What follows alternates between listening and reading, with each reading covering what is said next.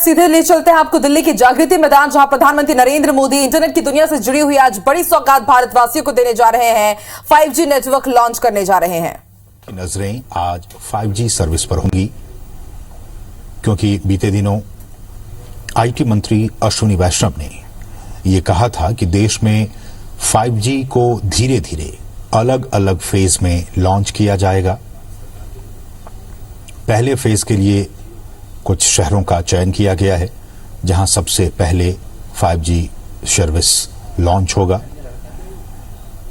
और प्रधानमंत्री इस वक्त जो टेलीकॉम ऑपरेटर्स हैं उनके साथ बातचीत करते हुए उनसे वो जानने की कोशिश कर रहे हैं कि किस तरह से उन ऑपरेटर्स के जरिए 5G सर्विस की शुरुआत होगी।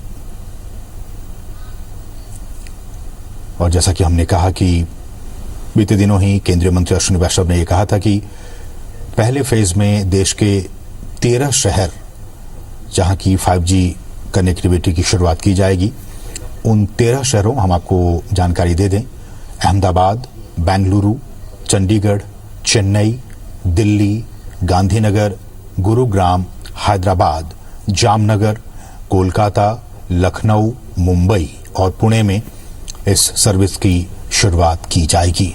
आप इन तस्वीरों में जियो की सर्विस को देख सकते हैं और तमाम जो बारीकियां हैं उनको जियो के अधिकारी प्रधानमंत्री नरेंद्र मोदी को समझाते हुए कि किस तरह से ये 5G सर्विस, जो कि एक बहुत ही क्रांतिकारी सर्विस के तौर पर माना जा रहा है, एक रिवोल्यूशनरी सर्विस होगी, जिसके जरिए आज तक हम जो एक्सपीरियंस करते आ रहे हैं 2G, 3G, 4G, उससे कहीं ज्यादा ये फास्ट, और इसकी जो तमाम जो खूबियां हम आपको आगे बताएंगे।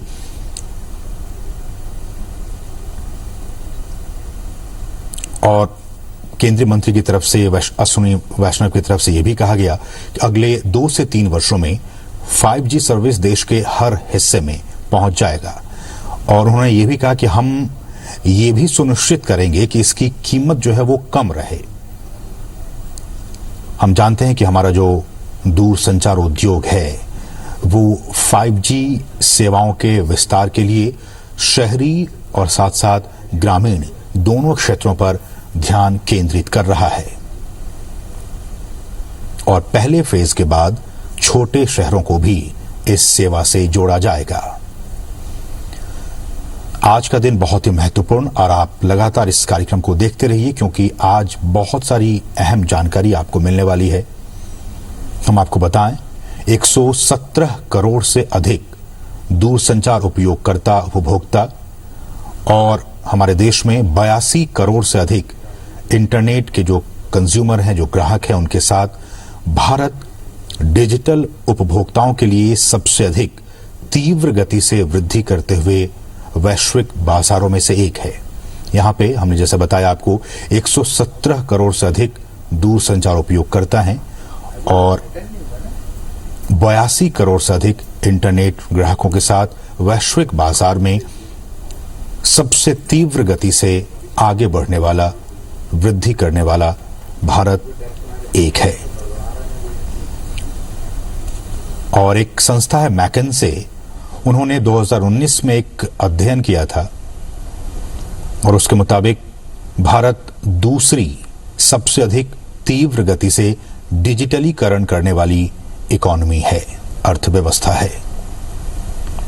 आज इंडिया मोबाइल कांग्रेस की भी शुरुआत हो चुकी है और इसी कार्यक्रम में प्रधानमंत्री 5G सर्विस की भी शुरुआत करने वाले हैं।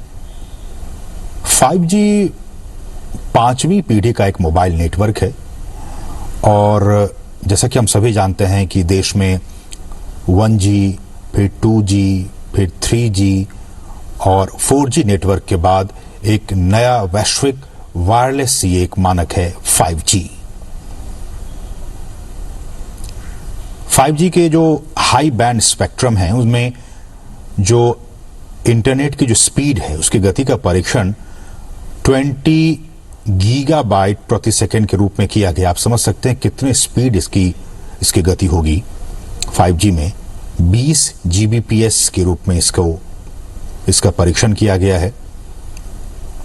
अगर इसी के मुकाबले 4G सर्विस की बात करें तो अधिकांश मामलों में 4G में जो अधिकतम इंटरनेट की डेटा की स्पीड है वो 1 Gbps दर्ज की गई है।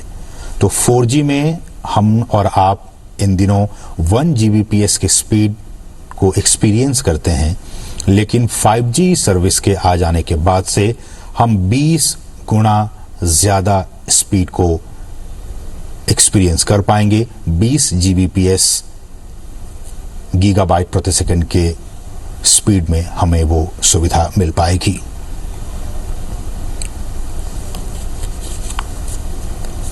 दूरसंचार क्रांति के लिहाज से आज का दिन बहुत ही महत्वपूर्ण, और न सिर्फ दूरसंचार के लिहाज से बल्कि इसके और क्या कुछ यूजेस हैं।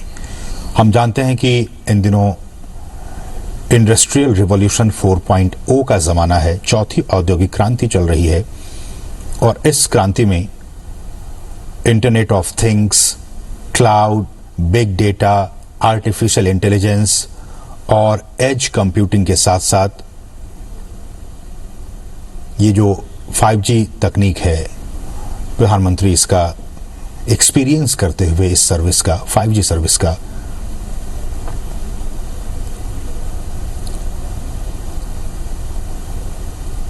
और इनका प्रयोग इंटरनेट ऑफ थिंग्स की बात की जाए या फिर क्लाउड की बात की जाए, big data, artificial intelligence, edge computing के साथ 5G चौथी औद्योगिक क्रांति का एक बहुत ही महत्वपूर्ण प्रवर्तक हो सकता है। अलग अलग क्षेत्रों में इस 5G सर्विस का उपयोग किया जाएगा, फिर चाहे वो हेल्थ सेक्टर की बात हो, मोबाइल बैंकिंग की बात हो, इन तमाम क्षेत्रों में डिफेंस की बात हो, फिनटेक कंपनियों की बात हो, रिसर्च एंड डेवलपमेंट की बात हो, इन तमाम क्षेत्रों में ही 5G सर्विस का डायरेक्ट इम्पैक्ट पड़ेगा। और सबसे पहले जो हमारे उद्योग जगत हैं वो इस एक्सपीरियंस को महसूस करेंगे और उसके बाद आम जनता के लिए